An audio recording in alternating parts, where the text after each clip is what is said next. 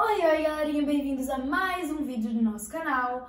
Hoje a gente vai estar aqui falando sobre o gênio que compõe sinfonias, Ludwig van Beethoven.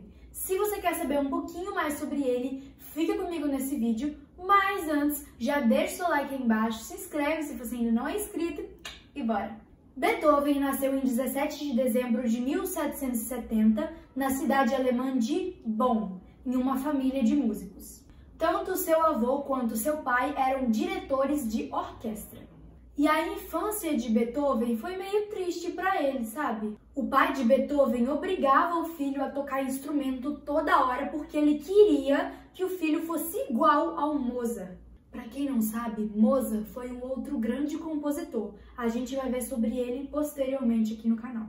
Mas enfim, o pai de Beethoven era muito rígido com ele porque ele queria que o filho fosse o melhor, assim como Mozart era. E aí meio que não sobrava muito tempo para Beethoven brincar com seus amigos quando ele era criança. Mas olha aqui, a gente tem que reconhecer que em pelo menos uma coisa o pai de Beethoven tinha razão.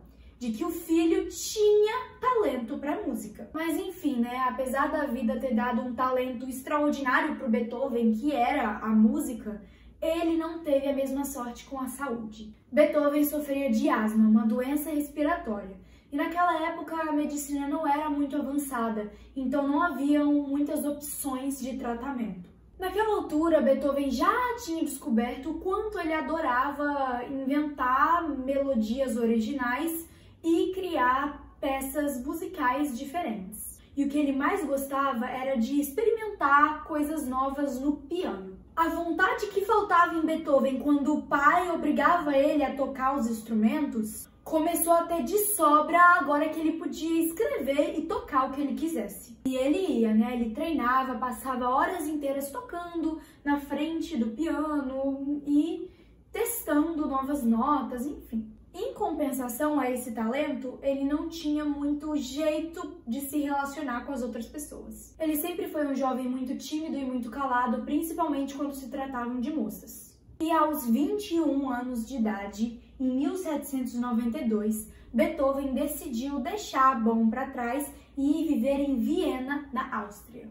E era algo que ele queria muito, porque naquela época Viena era a capital da música. E era ali em Viena que atuava o famoso Joseph Haydn, tá? Que prometeu aceitar Beethoven como seu aluno. Mas Beethoven logo descobriu que Joseph era muito melhor compondo do que ensinando, porque as aulas dele eram muito entediantes e ele fazia Beethoven repetir a mesma nota várias vezes. E isso entediava Beethoven, né? Mas, felizmente, o nome de Beethoven começou a ser falado em toda a cidade. As pessoas achavam a sua música muito original e diziam que, em breve, ele seria o novo gênio da Europa. Beethoven, então, ficou muito famoso na época e começou a receber diversos convites pedindo para ele tocar em grandes festas ou até compor peças musicais em homenagem a figuras importantes. Porém, ele não tinha nenhum prazer em compor ou em tocar seguindo as instruções dos outros. E isso a gente pode perceber lá quando ele era criança, né? Seu pai obrigava ele a tocar e ele não gostava. Mas quando ele compõe em paz, sozinho, no canto dele, podendo pensar, aí ele gosta.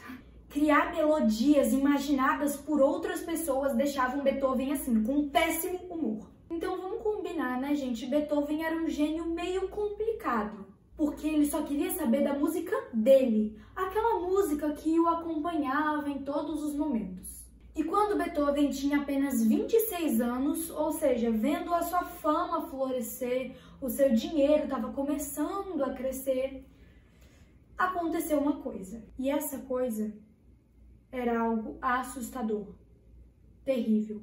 A pior coisa que poderia acontecer para um músico. Pode repetir que eu não ouvi? Ele tava ficando surdo.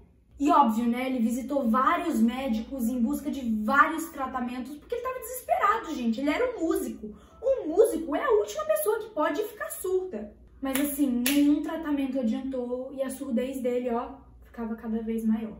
Mas assim, gente, Beethoven era tão gênio que quando ele ficou surdo, ele começou a ouvir as notas na própria cabeça dele. Era como se ele tivesse gravado todas as notas na mente. a música estava literalmente dentro dele. Então ele descobriu que, apesar da sua surdez, ele continuava capaz de criar novas músicas e novas melodias, enfim.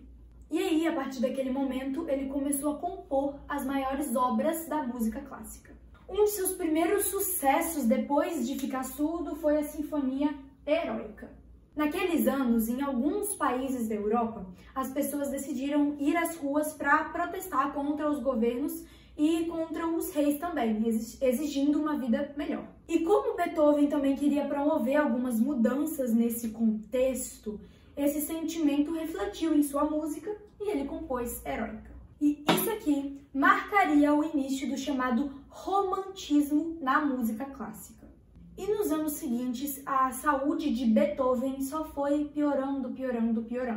A surdez se juntou com a asma e também com dores de estômago, então ele só foi piorando nesse quesito aí da saúde. Mas mesmo assim, ele continuou compondo o que viraram grandes obras, como por exemplo, a Quinta Sinfonia. Ele também compôs Pastoral e a famosa peça para piano chamada de Para Elisa.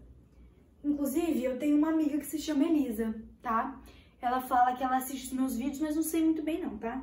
Elisa, se você estiver vendo esse vídeo, dá um hello aí nos comentários. Nessa mesma época, ele escreveu a Nona Sinfonia, que traz uma canção que você provavelmente já ouviu também, chamada de Hino à Alegria.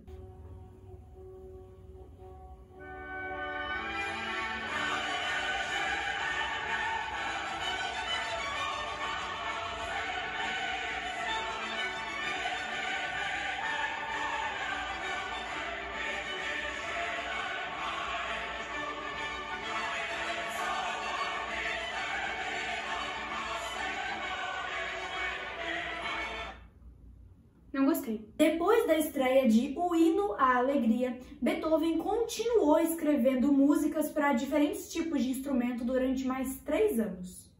E apesar de seus problemas de saúde, Beethoven foi muito privilegiado, porque o seu dom não o abandonou. Ele continuou capaz de escrever as músicas até o fim de seus dias.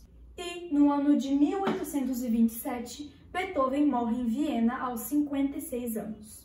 E foi isso, galerinha. Espero que vocês tenham gostado do vídeo. A gente se vê na próxima. Tchau. Pausou? Pausei.